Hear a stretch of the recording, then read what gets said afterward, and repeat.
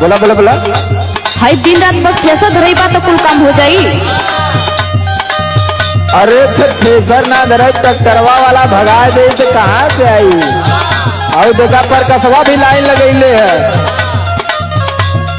रात भर सैया हमार बढ़े टेम्परेचर।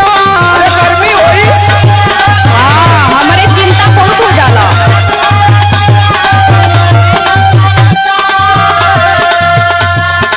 कूलर में रहा, कूलर में। रात भर सैया हमार बढ़े टेम्परेचर। तू धरावेला थ्रेसर, तू धरावेला थ्रेसर।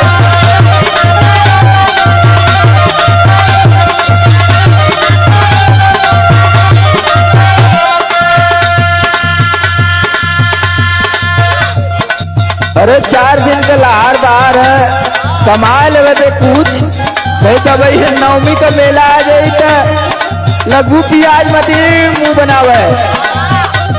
तब तो है कुल चीज चाहे लगी। दुनिया भर का दिमाग पलले ही। सुन सुनावा कैसे छनी पूरी रोज रोटियां बेलाई।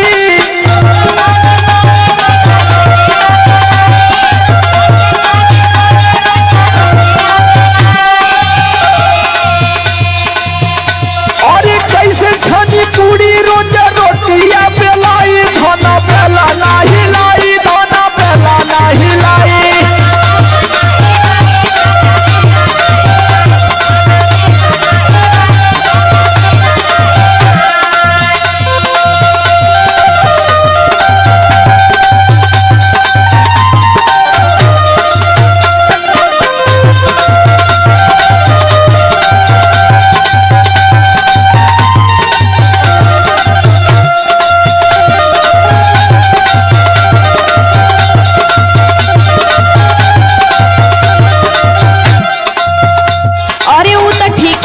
जाना तानी कि कमई बाना तो का खायल जाई, लेकिन तनी घरों रहल जरूरी समझा। हाँ तो रही घरे, अब मंगवा लिया तो कुल व्यवस्था। सुना सुनावा। जहिया से चढ़ल बाटे चैत के महीना।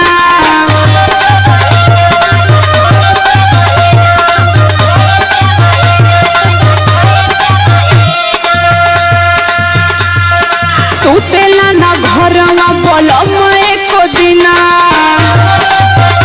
तनी घरों रहे सीखा। हाँ घरवा सूत के बुखारी है। जहिया से चढ़ल बाटे चैत के महीना। सुतेला ना घरवा पलम एको दिना। दाबी दाबी तकिया बिगोर जाला में चार।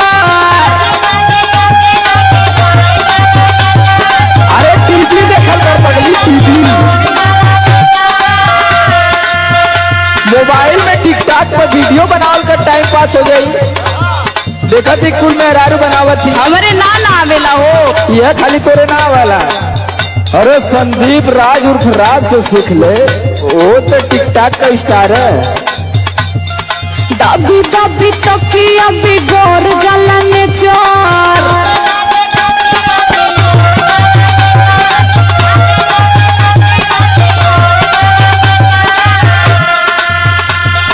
दाबी दाबी तकिया बिगोर जाला में चार। तू धरावेला थ्रेसर, तू धरावेला थ्रेसर।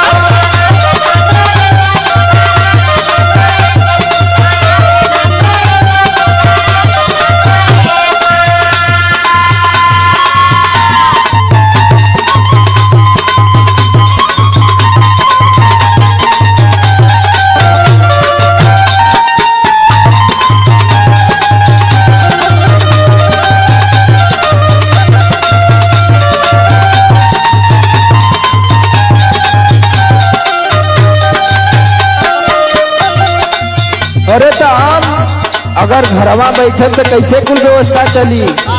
हाँ वो तो है ये बा।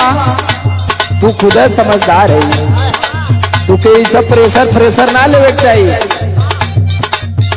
का करी हो तो और चिंता ना होखे लगेला। हाँ बड़ी चिंता वाली तू गली। घरवा में सूत के काटब जब चानी